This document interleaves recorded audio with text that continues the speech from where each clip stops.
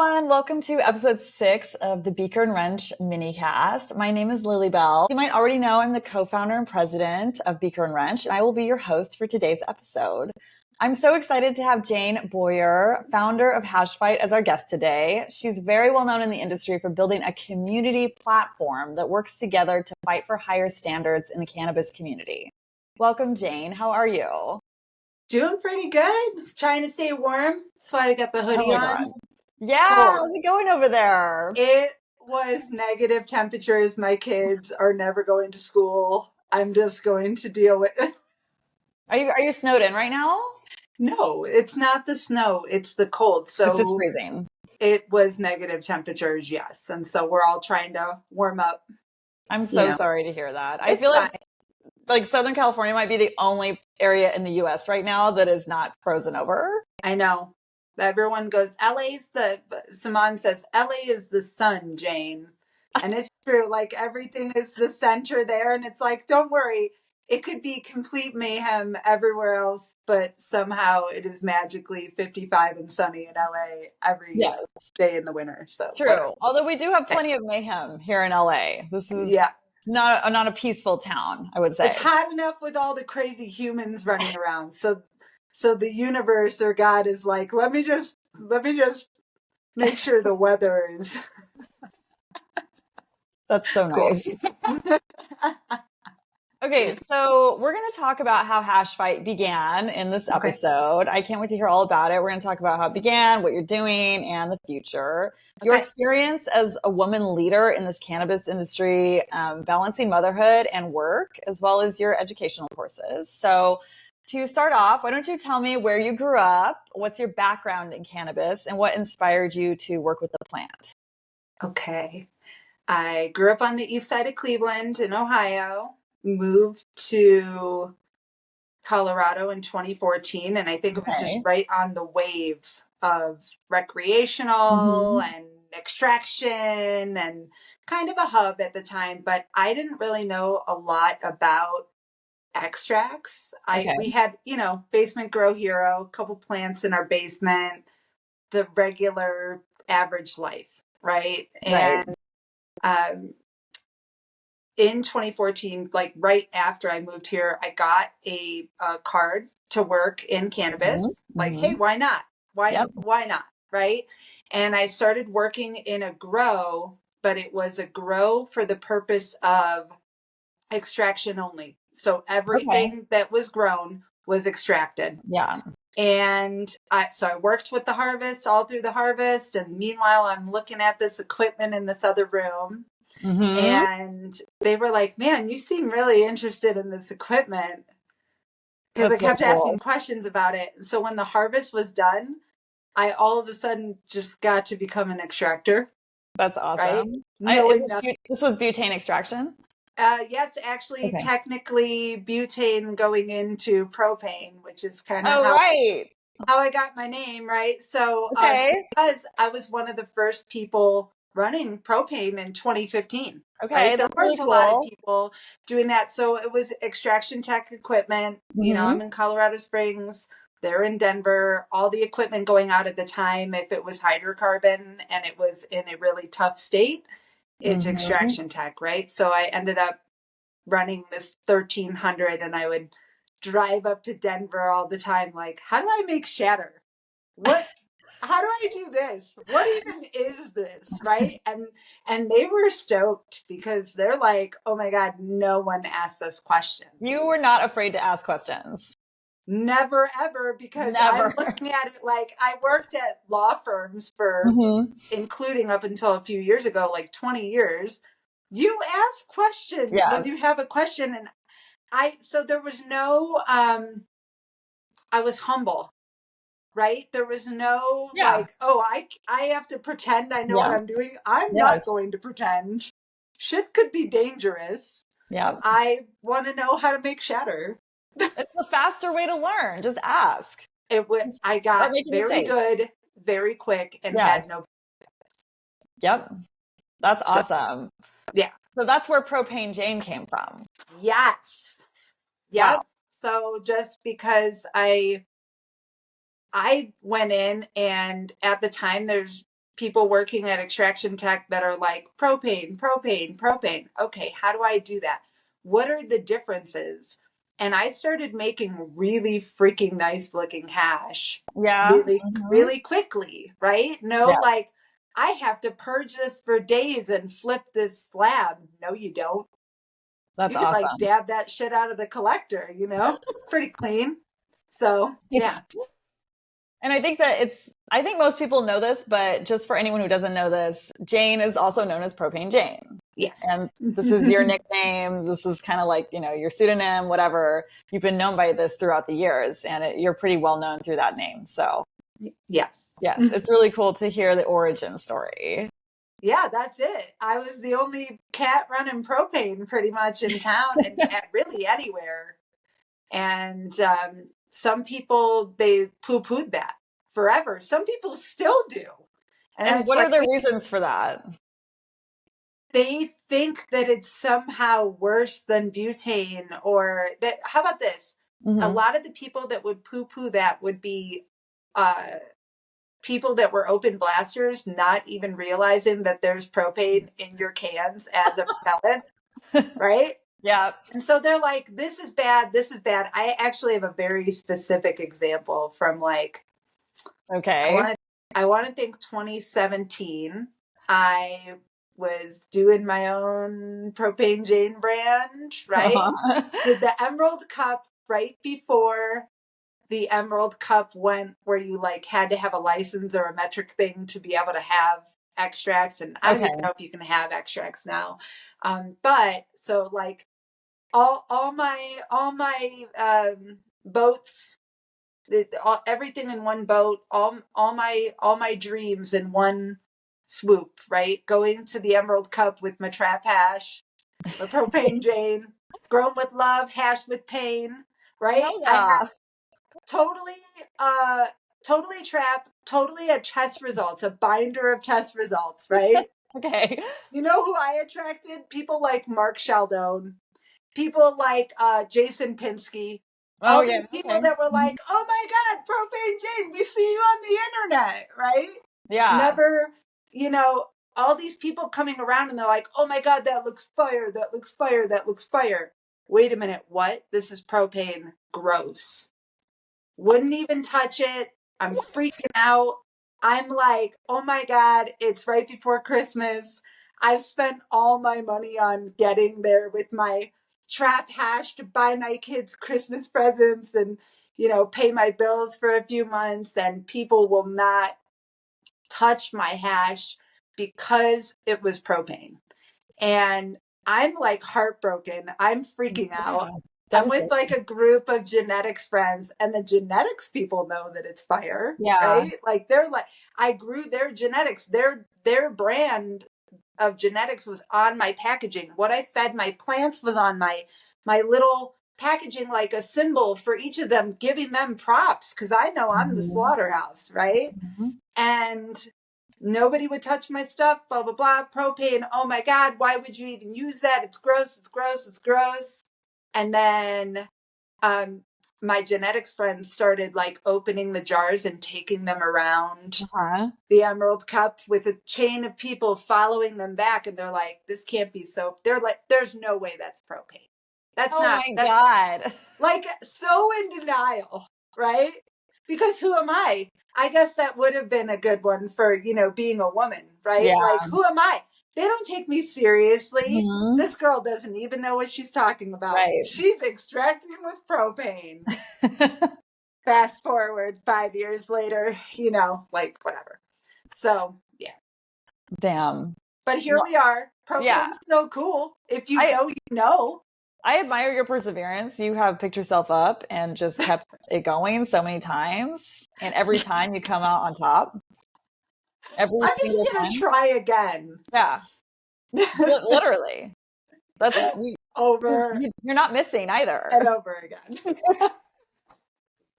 Just keep trying. Fast forwarding 5 years or however long it's been, you've done so much. I know that you've been working on formulations. You've been still working in cannabis. And but now you're doing Hashfight, and this is your main thing right now, right? So give me a brief overview of what Hashfight is and where the idea came from. Okay, so where it came from, it was born from a desire of wanting to know if equipment or a product or a process did what it said it did. Okay. Right? Mm-hmm. And in that, how we looked at it was, let's get all the information. Let's compete this equipment against each other. Does it do what it says it's going to do?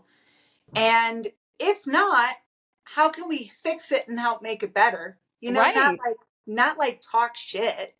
Like, Right. how can we fix it and Yes. make it better? And if it does what it says it's going to do, how can we cheer those people on and get the right information to the right people so that our community can, in effect, save money, save time, and get the right thing? People get really jaded, right? Like, oh man, I have this whole equipment graveyard. And right?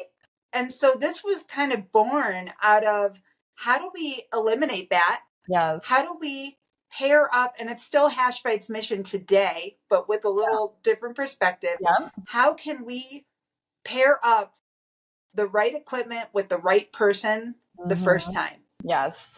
Because I believe that the manufacturers out there, everybody's making something that has a purpose in my eyes.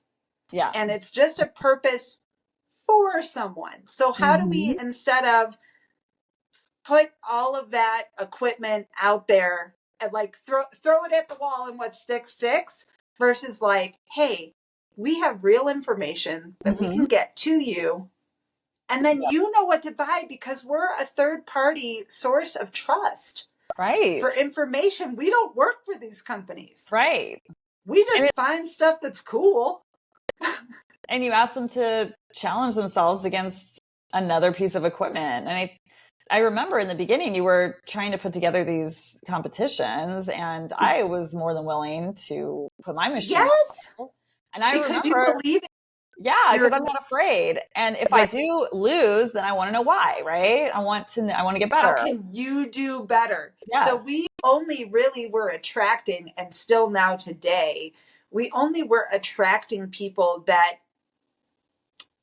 this was kind of like in the past, we typically didn't have to ask anyone to compete. The people that we attracted were people that knew that they were doing their best and had genuine intentions for their consumers and their customers. That alone was a filter. That's a filter. Yeah. Like that is like, if you're full of shit, you are not coming our direction at all. I know my equipment's the best and I don't have to compete it. We did get a couple of those. I know. There were people who said they wouldn't compete against me. Oh, yes. Yeah. Yes. Right. They wouldn't do it. So, though, in that, we have shifted. Yes. And I love your new perspective. Tell me about that. So we've shifted our focus to, in our relaunch, we're shooting for, instead of a higher standard, and fighting against each other, and a higher standard, like as in I'm better than XYZ, competing against someone else. We've shifted that perspective to fighting for your highest standard, for your company, for everything that you do. And in that, I believe that it also shifts you into a higher version of yourself. Yes. So we're elevating our entire community, and your whole together vibration is elevating. Yes, it elevates all of us, and you're focused on community. Yes, because we rise together. And if you're doing your personal best and I'm doing my personal best, we are elevating. We're headed straight to that 5D.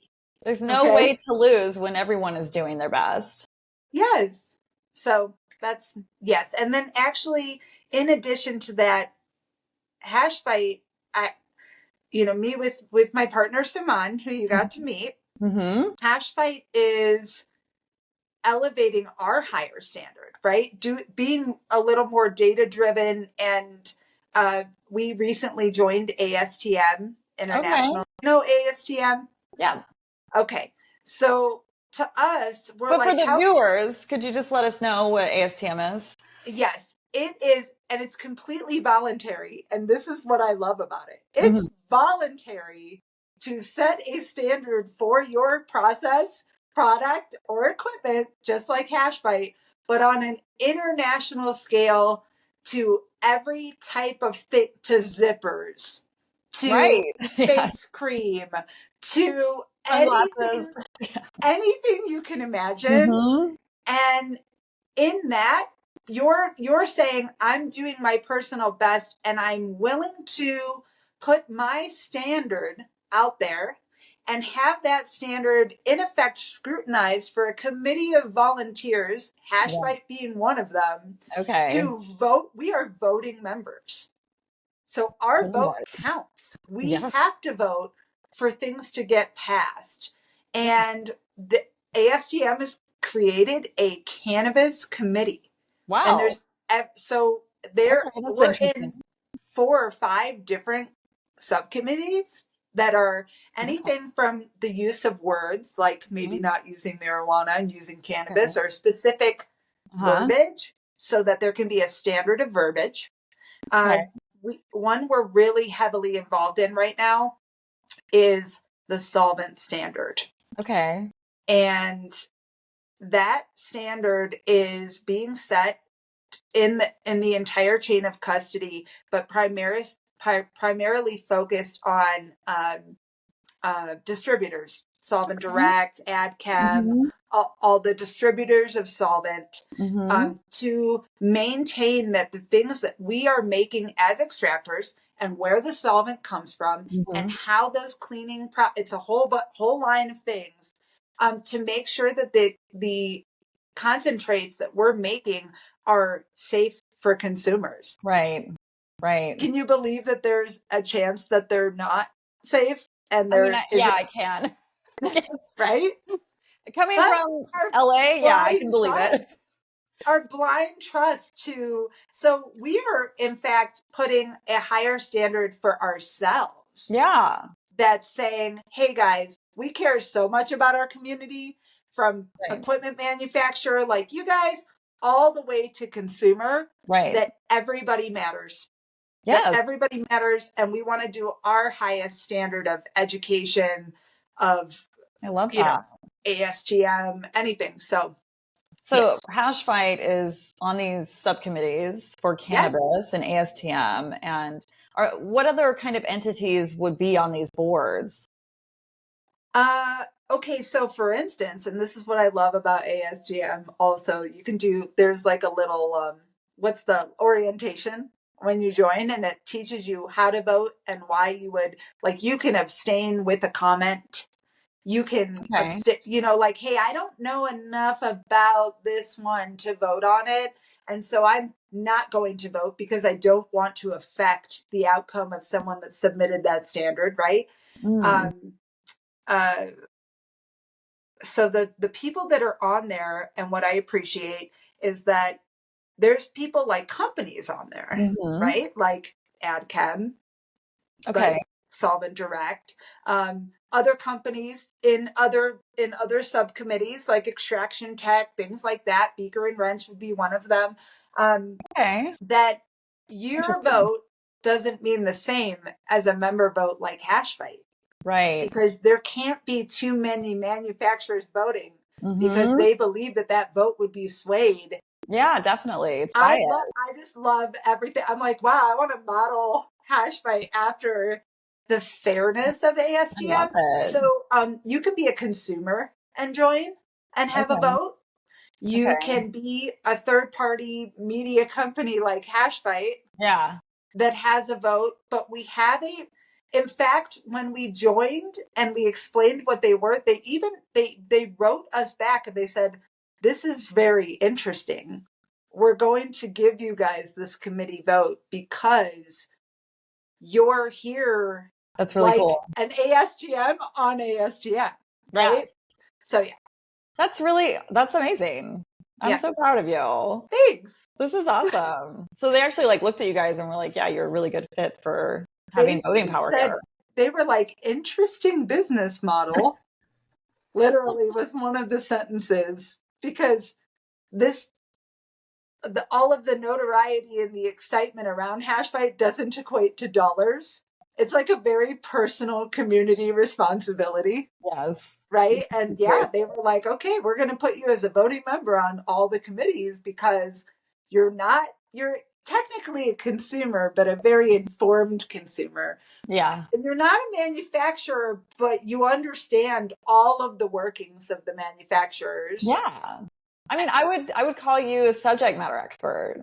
A subject matter expert. Yeah, I'm gonna put that one in here. That's a technical term. It is. Yeah. I'm here for it. Yep. A subject matter expert. Yes, that's what Hashfight would be on the committee. Yes. Mm-hmm, for sure. Yeah. Thank you. Yeah, definitely. Yeah. They should be. I mean, I'm surprised that that's not a category unto itself. Maybe it is. And it should be. Know. And you should definitely be designated as that. Technically, our title is voting member. Okay, cool. Nice.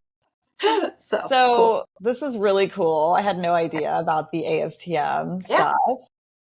I kind of want to hear more about you personally. Okay. And I want to switch it over a little bit to talk about your, how you have children. You are also raising a family while doing all of this. Yes. So how do you balance all of the stuff going on with Hashfight, which is way more than I even realized at the moment, and also your wonderful children? I thought about this one a lot, and it reminded me of my favorite book, of Fine Balance. And the whole part of it is a fine balance between hope and despair. Okay. It's not easy, and it's a super grassroots mission, right? Yeah. I have my partner, Saman, with me doing all the work things, but on the other side of that is I'm a single mom. I've got 2 kids. They haven't really seen babysitters or anything like that. It's a lot to manage and to balance, and not always with grace, right? Like I definitely get anxious and, I got to be on time. And because people depend on you being on time, especially in like scheduled meetings and stuff like that. And life happens. Yeah. I mean, life happens to all of us. And I think I have a lot of gentleness towards others. I think when just like you could get sick, you could get in a car accident, you could get anything. And I think I just approach it with, I'm going to extend to you the same gentleness that I would hope that you would extend to me. And that's just, and if you don't understand, I feel like you don't even, what we feel we attract, and you don't even come that direction. Yeah. So like a lot of focus on doing as much work as I can while the kids are in school. So, because they're old enough to be in school now. So I know we did it. We made it through that. I sleep a full night for the most part. And I try to maintain like a really strict schedule of do all the work the moment they leave till the moment I have to get them from school. You're on top of it. And then you get them a snack and do you have homework or something that needs my help?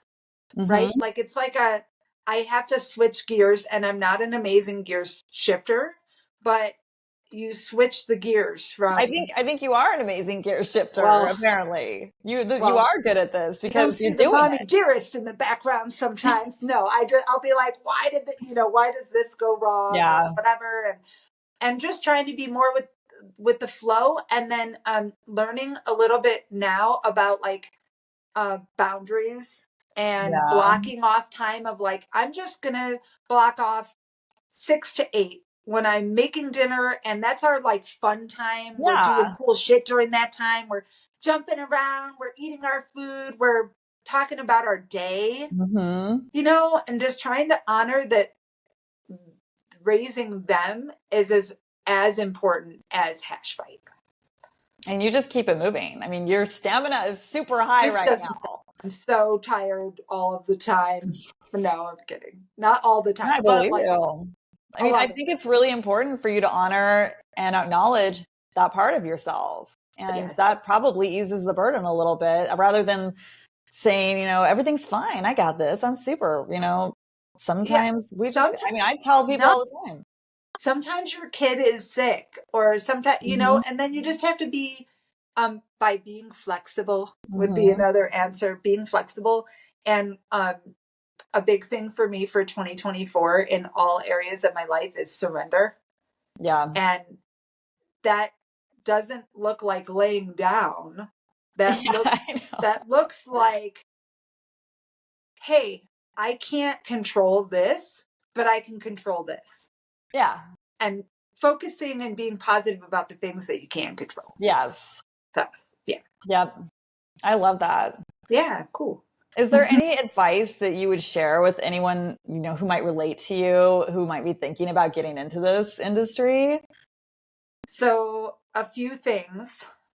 I believe that there's a little bit of luck in success, right? Yes. In having success, the right place at the right time. Yep. Timing is everything. Yep.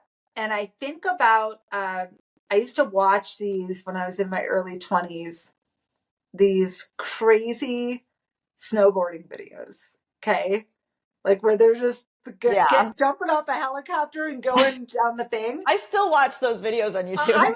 I'm ski like, videos. hold on, are there new ones? Because I want to bring them back. People are still making ski videos, Send of me course. some, okay, like that's positive. It's so positive because it's very inspiring. Yeah. But I think about whenever they interview really famous, that's what they do for a living, snowboarders and stuff like that. I think about how they talk about finding your line. Okay. That they're like, oh, we're searching lines, like which one do we take down? And I think about that being related to finding a niche, finding your line. Like this is the right thing at the right time. There's a demand for it. That and makes so much sense. It separates me, right? Yeah. In that way, propane kind of separated me. And that was completely organic. Also at the time I was one of 4 women that Extraction Tech knew about running their equipment in the world. Yeah. And so like you got a little niche, you got a little thing. Yes, girl. I know that one. That you're good at. You don't know. Like, but it's things that speak to you. Things that are coming to you, and that's your line, right? Following your inner voice. That kind of advice, for sure, is finding your line. And then also, as far as being a mom, pick your kids. Okay. Kids come first. Okay. You're never going to regret picking your kids over literally anything else. They're with you, God willing, forever to the end of time. That job isn't necessarily, even your own businesses and jobs that you create. If you're like that, like you're going to have another one. It's okay. And the people that don't understand, don't come your direction. You don't attract that. You do initially, and then you set that boundary. Yes. And then they go away, and the perfect thing comes to you that's a balance with you choosing what you believe in. So, I mean, maybe your career is what you would choose over your kids or something like that. But for any mom, I would say always pick them because you're never making the wrong choice. I agree with that. I don't have children, but I have friends and family that I'm very close to. I have never sacrificed time with my loved ones. I get 8 hours of sleep every night, and I still have managed to build a successful business. I pick myself, I pick my friends, my family. I agree with you. They're teaching us that we can't have without complete martyrdom. And that is a lie about anything in life. It's a lie. You can still enjoy your life and choose your community and have a business. Yes, 100%. I don't even think about I don't even think about what could I have done if I had just spent less time with the people I loved. That's not, you know what I mean? It's like, that's not even in my mindset. I don't regret these interactions with my friends and family. I don't regret these adventures that I've had on my own. This has never come into play. Like, I don't think, and I think that's really wise to know. Like, you should choose what you love, who you love, especially kids, over everything else. And don't look back on anything in regret. That's another thing is that how I see all of us. There's what is it? It's a Nas and Kanye song. If you changed anything, it would change everything. Every single thing. Absolutely. One choice single decision has made you who you are today. Yes. You would be a different Lilibel. Yes. Doing one thing different. It's all perfect. It's all divine. Yep. So every single just know, whatever you choose, you're still not wrong. I completely agree with that. I sometimes have some regrets, and that thought comes into my head. If I had changed even one single tiny decision, I wouldn't be sitting right where I'm at right now. Exactly. It could have been anything. It could have been like, I didn't go to that Starbucks that hour. I didn't eat that meal. Anything. 100%. Because everything that we do brings stuff into our view, and we make decisions based on that. You know, maybe like I go to Starbucks and I meet someone I'm inspired by something they said, right? And that changed my life or something. This didn't actually happen to me, but like, I'm just saying, like, these tiny little decisions that we make bring things into our view, and then those affect our lives. 100%. Yes. So no regrets. No regrets. Choose your kids. It's a Dave Chappelle show right now. You should be doing these things, you know? So, yes. That's awesome. I love it. I love your whole approach. And I hope that you are giving yourself a lot of grace. I try. I think you and I actually have some similar personalities where we're a little bit perfectionist. Yes. I think the Taurus in us. Oh, yes. And I think that I'm just, again, everything is balance and that surrender of like, hey, if you know that you did your best, that's success. That's it. If you tried and you didn't quit when things were hard, that's success. Right? Absolutely. And nothing else matters because everything else is out of your control. Totally. So. You just got to keep it moving. Yeah. And I agree with you. I recently was applying to grad school, and it got really stressful. I had to write basically my whole life into 500 words. And I was just so over it. By the time I was done applying, I was like, I'm so sick of this. And I was like worried, you know, what if I get rejected? And at that moment, I just kind of surrendered, like you're talking about. And I was like, fuck it. Like, I did my best. You did your part. I did my part. I did my best in life. I did my best on this application. Sure. I did everything in my power to ensure that the relevant information got to the schools. And if I'm rejected, that wasn't right for me. It's because you're not supposed to go there. I'm literally like all about rejections in this point in my life. Failure, rejection. I'm like, please let me know what's not for me, because I don't want to trifle around. I just prefer it with love this year. I feel like last year was tough. And, you know, I understand that as human beings, our best way of learning is through pain in general. That's just the human response. Yeah. We are comfortable, and some of us have to endure more pain to change than others. Yeah. And my hope as I get older is just, can we have more learning through more love? Yeah. That's it. I will be a better listener, universe. I swear. Oh God, same. Battle. We get into a battle. I am listening to my inner voice. My inner voice is so strong right now at this point in my life. I have these really strong somatic responses to things that are not correct. Sometimes I don't even know what it is. Like, you know, you're talking to somebody and you're like, something's off. My heart is in a vice. My stomach feels sick. And I don't know what it is yet, but I know that it's not for me. And I will figure out later what the situation or this person was doing that was not right for me or that was wrong. I may not know it now, but I'm like, done. I'm like, nope, you're out. You're out of my sphere. And it doesn't that feel good because you have no regrets in that. That's the Yeah. one thing you're No regrets. you're in Mm-hmm. control of. And what I think all of this is an exercise in self-love. Yeah. It's showing Yeah. I Self-respect. love me, I trust me, Yes. I respect me, I Yep. value me, Mhm. and I'm willing to let go of the things that aren't right for me Yes. so that I can have so much more Yes. space for the things that are. And I think that especially as women, we have experienced so much guilt in setting boundaries. But the truth is that your boundary setting can coexist with also loving someone, with also knowing that that person is not doing the right thing for your life. That they can all coexist together. I love you. I love this situation, but I can't have this right now. That's surrender. That's it. Yeah, I appreciate that. It's true. So moving back to Hashfight. Yes. Got a little existential for a minute. Yeah. And I love that. I would just do a whole podcast with you on that. So, but like, let's talk about how you're bringing Hashfight forward with your courses, what you guys are offering. What's your overall goal? Tell me a little bit that. I know you're doing advanced crystallization techniques soon. Crystallization techniques. Yes. Tell me about that. It's a crash course as a little play on the words. I love it. I get it. Crashing THCA quickly, right? Yeah.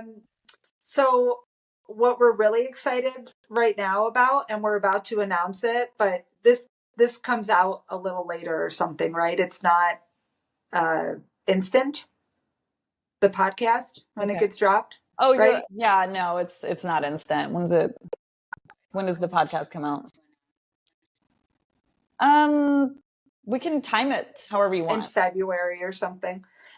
We can time it to whenever you want. We're gonna put out in the next few days. Actually, a lot of people are really wanting to get up to speed on the isolate demand that's going on. I know especially it's very heavy in California. Mm-hmm. And we traditionally teach an in-person crash course on advanced crystallization techniques. So Lucy Tech, quick crude to crash, all of that.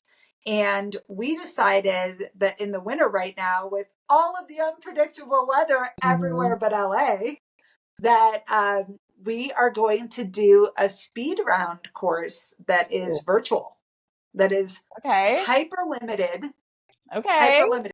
So 8 seats. Whoa. So it's like a one-on-one consult, but the benefit of having a small group of other experienced extractors because everybody loves that at every community event that you do for a class, right? And we don't want to take that away from people. So we'll have interaction with a small group of students and one condensed course on the quick crude to THCA without having to necessarily buy several $100,000 in new equipment. It's working with what you've got. Yes. Okay. And we want to help people make THCA quickly to meet that demand where they're at without having to leave their lab.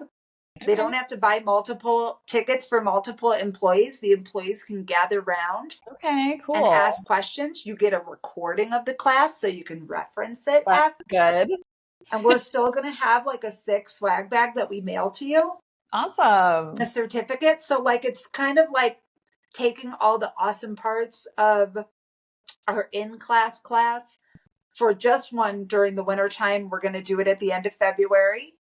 And then in April, pick back up with our classes that are in person. Just the weather is unpredictable right now. Yeah. And we're like, how can we help people get to where they want to go quickly without having to drop $200,000?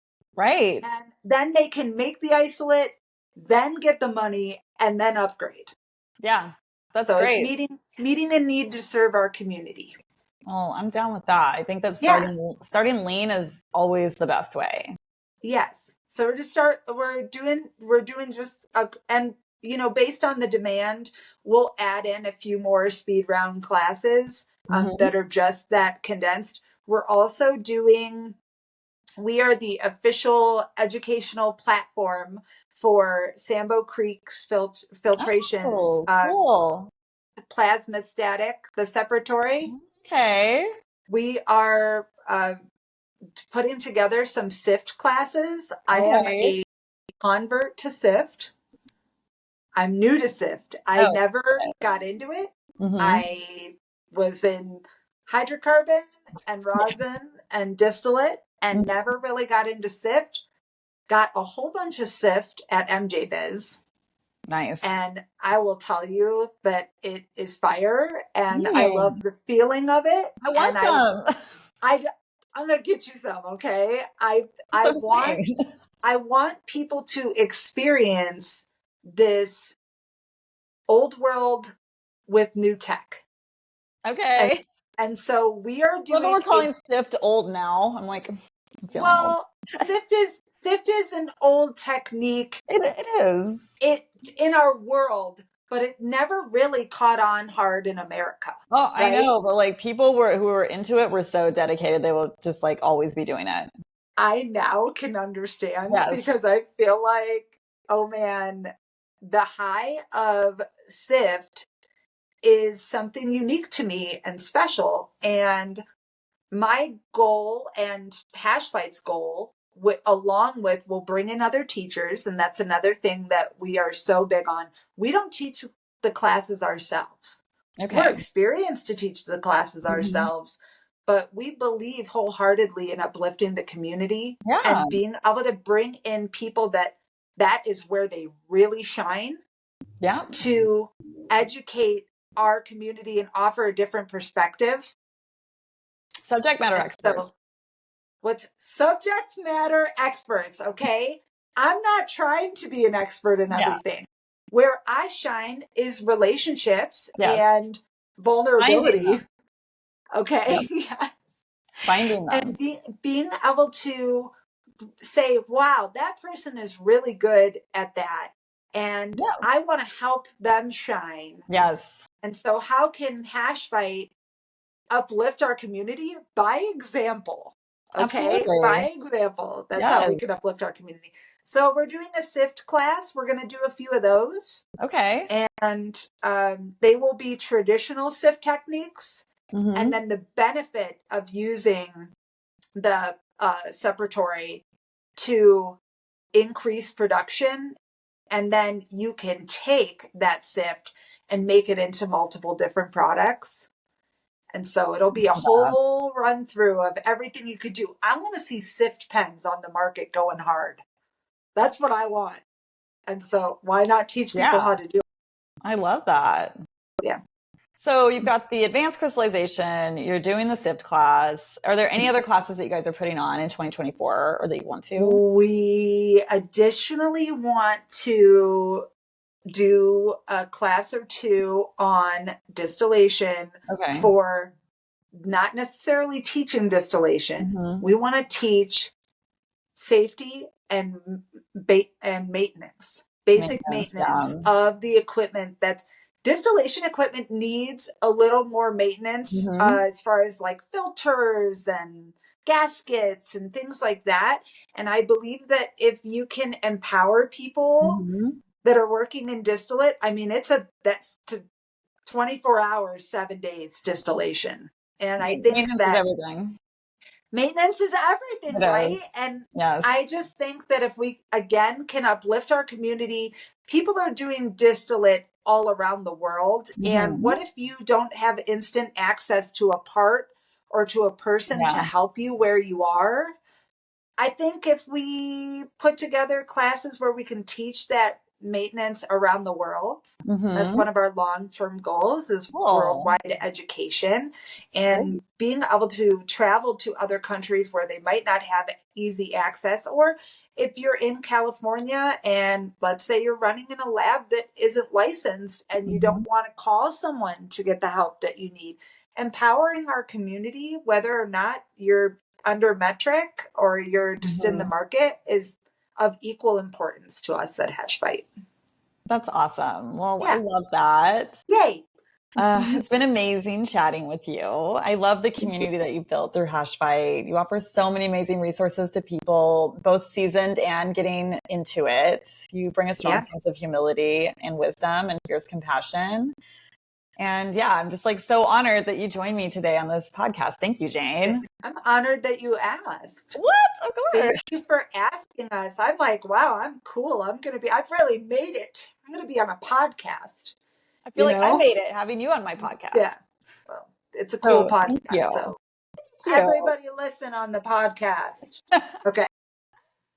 All right. So I really appreciate you taking the time. Do you want to let me know what your social media contact is before we get off? Yes. Everything is the same for LinkedIn, for YouTube, for Instagram, for TikTok. It's all Hashfight. It's one word, Hashfight. Simple. Yes, simple. 2 syllables. That's perfect. Yeah. I always thought Beaker and Wrench was way too many syllables. I was like, why didn't I do 1 to 2 syllables is the key to a name. Don't we have a beaker and a wrench in our logo? You do. We have really cool. I love that. Literally beaker and wrench, but I just do it with a symbol like Prince. Yes. So my logo has a wrench in it. It's a beaker, but then there's like a crescent in it. Yeah. Yeah. It's the same, but different. Yes. I don't think it's bad to say, and do people abbreviate it? Do they say like B&W or something like that? They'll type B&W, but they just mostly say beaker. People beaker just say beaker. Oh, beaker. Yeah, just beaker. Because people tend to abbreviate things to 1 to 2 syllables, like Wells Fargo, FedEx, anything. You know what? It's interesting that you say that because Hashfight was initially 2 words. It was separated. Oh, okay. And went through a lot of like, what if people just call it hash? Oh. And so I'm talking agonized about this and then had to officially make it 1 word for the trademark, for everything, 1 word, because then people won't ever call it hash. Love it. They literally just call it Hashfight. So it rolls off. Yep. Okay, cool. So everybody, don't forget you can find Beaker and Wrench on Instagram. Our handle is at Beaker and Wrench. You will not actually speak to me if you message me there. Check out our YouTube page for more episodes of our minicast. Thank you, everyone, and that's a wrap. Yay! Thank you. Thank you.